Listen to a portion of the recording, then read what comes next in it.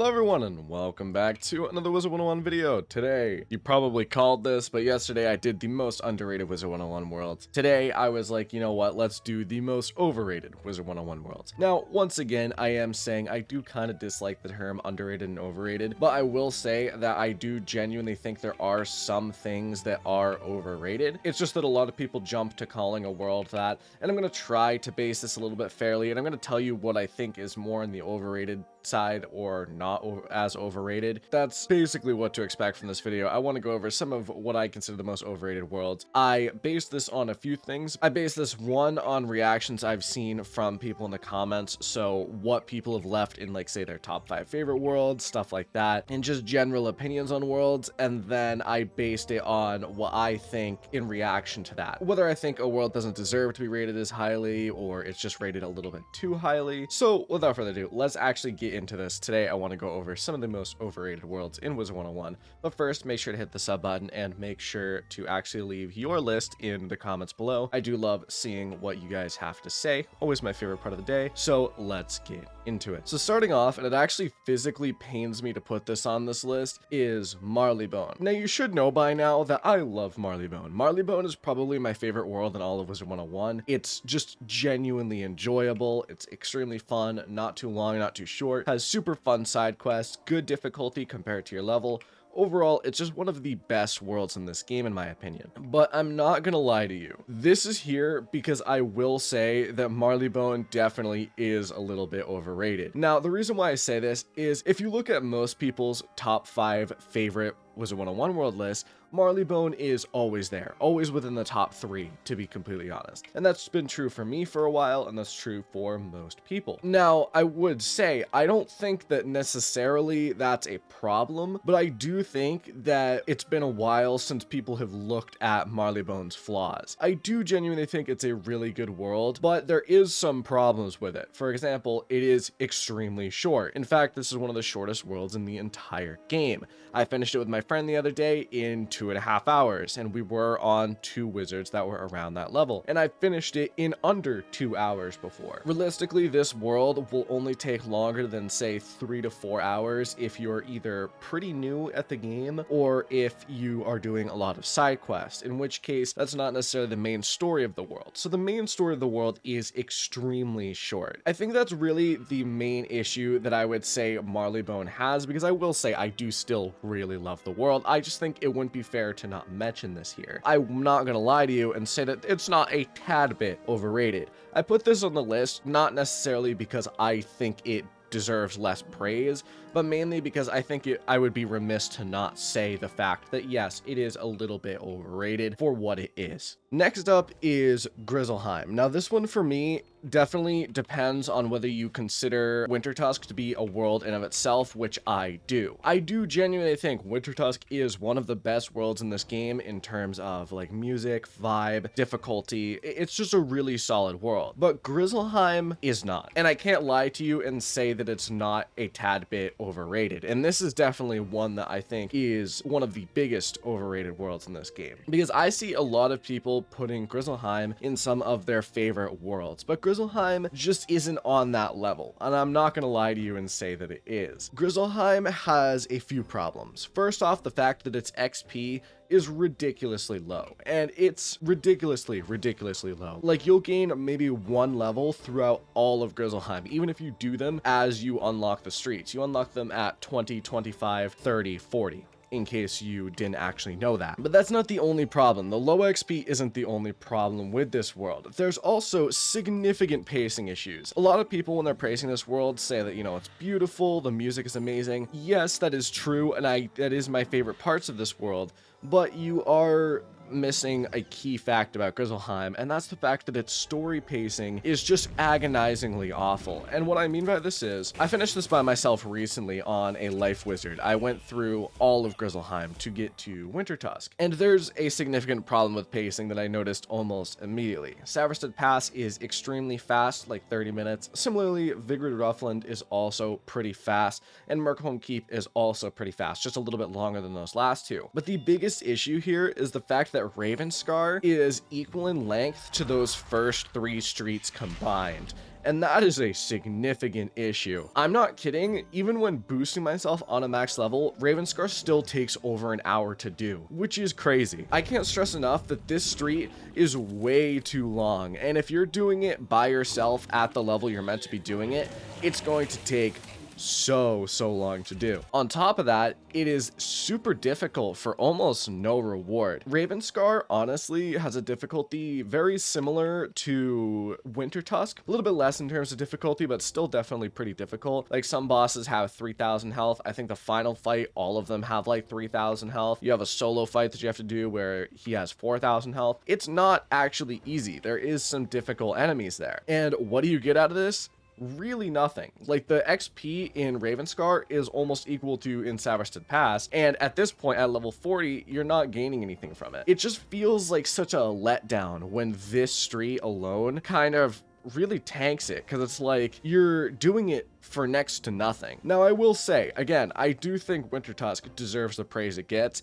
but Grizzleheim doesn't deserve to be included in that. I think Grizzleheim is extremely rough, and it's just not a necessarily good experience, and I would definitely call it overrated. Now, this next one is here, and I never thought it would be here, and that is Celestia. I never thought I would put Celestia on an overrated worlds list, because I genuinely think Celestia is one of the worst worlds in this entire game. But the reason why this is here is I looked back at my top 5 favorite worlds and everyone's like favorite world in terms of ranking, and Celestia is much higher than I figured it would be. Celestia is mentioned quite a few times on people's top 5 favorites, and that, in my opinion, is an issue. Honestly, the fact that it's even mentioned once means it's overrated. Now, I'm not going to go too in depth with this because I do genuinely think a lot of people probably don't like this world. I just figured that I would mention it anyway. Celestia is not a good world. It has horrible pacing, the difficulty is completely out of whack, XP is a little bit crazy, and it's just bland and boring. Like, a lot of the world looks kind of disgusting. And I probably picked the worst street to do this on because the floating land is probably one of the best looking streets in Celestia. But a lot of Celestia just has a very dark and dreary vibe that just doesn't even look good, because as you can kind of see, this was like pre-graphics changes. This is before they discovered what good graphics were. And I said that in the underrated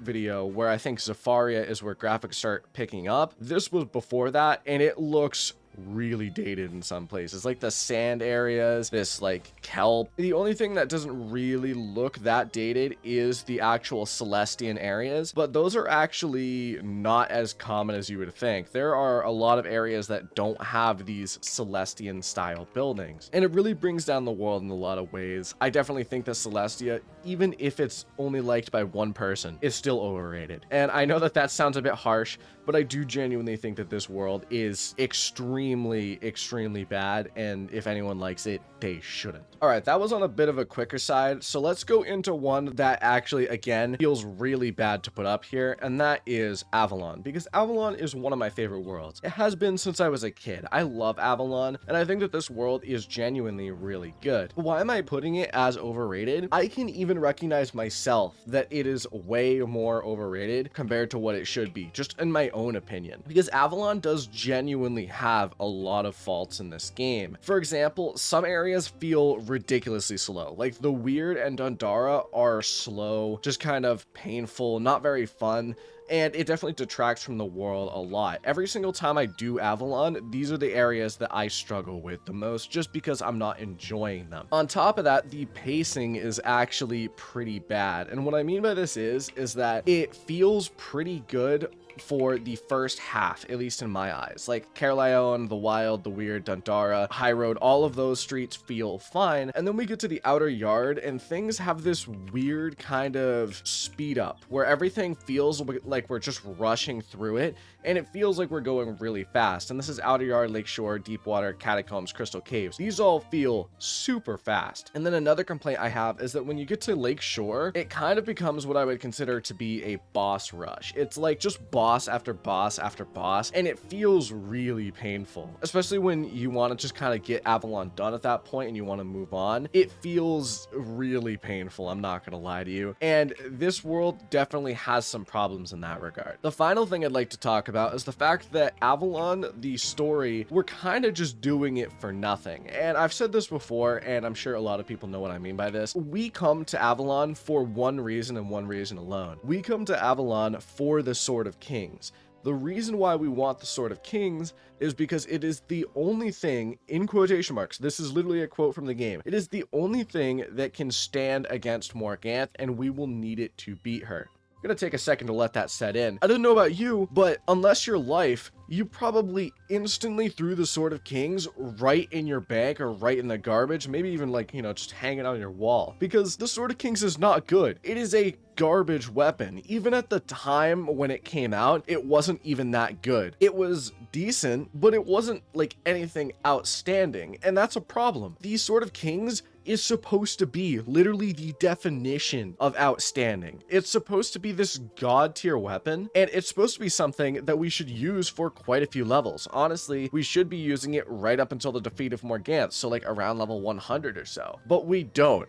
This is legitimately something that I've always found that bothers me so much. That this weapon that's supposed to be god tier is just nothing. And we use, in comparison, the Skyrim Hasta from level 30 to level 115. That's just painful. It's like, it's such an easy thing that they could change. Just make the Sword of Kings better, slot it right in there. And I've made videos on this in the past on how I think they should rebalance the Sword of Kings, but this alone really detracts from the world, in my opinion. And that alone, if it wasn't for the fact that I really just have a nostalgic love for this world, would probably make this world out of my top 5. And that alone, in my opinion, makes it a little bit overrated. I think that it's good. I think the aesthetic is good, but I do genuinely think that it stems from the fact a lot of us as kids had this kind of weird fascination and obsession with knights and lords and that kind of thing. At least I did, and I'm sure a lot of other people did. And it kind of raises Avalon to this extent that I actually genuinely don't think it is. And I think that that's a little bit of an issue. It just kind of makes Avalon a bit overrated compared to what I think it actually is. And now we come up on the final world, and the reason why I put this here is because I've always kind of disliked Empyrea. Now, I will say, I actually like Empyrea way more than I used to. Back in my old tier list, you can see, I put it like bottom 5 of my worlds every single time, and that has significantly changed. I do genuinely think that Empyrea is a decent world at least, but it's not what a lot of people make it out to be. I've seen a lot of people put it in their top 5 worlds, and they consider it to be one of the best finale worlds of the world. And when you're competing with Dragonspire and Chrysalis, that's not that big of a feat, to be completely honest, because let's be honest, those two worlds are not that good. But I do genuinely think Empyrea is a little bit overrated. I know a lot of people like it, but I do think it has some significant issues that detract from it. First off, let's talk about the difficulty of it.